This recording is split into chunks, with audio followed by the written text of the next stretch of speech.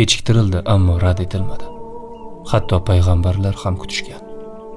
Yusuf alayhissalom quduqda, Ibrohim alayhissalom olovda, Ayub alayhissalom shifo topishni, Yunus alayhissalom kitda kutdilar. Agar Alloh sizni kutishga majbur qilsa, siz yaxshi sheriksiz. Alloh sizga buyuk narsani ko'rsatmoqchi bo'lgani uchun uni kechiktiradi. Sabr toqatingiz mo'jizangizni yanada chiroyli qiladi. Sinov oxirida sizni chiroyli narsalar kutmoqda. Tez orada siz tasavvur qilganingizdan ham ko'proq narsadan baraka topasiz.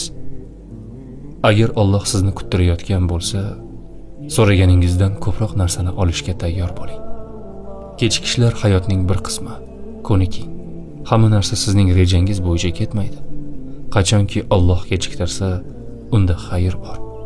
Siz buni hozir ko'ra olmasligingiz mumkin, lekin Alloh sizni nega kuttirganini ko'rsatadi. Shunday ekan, sabr qiling.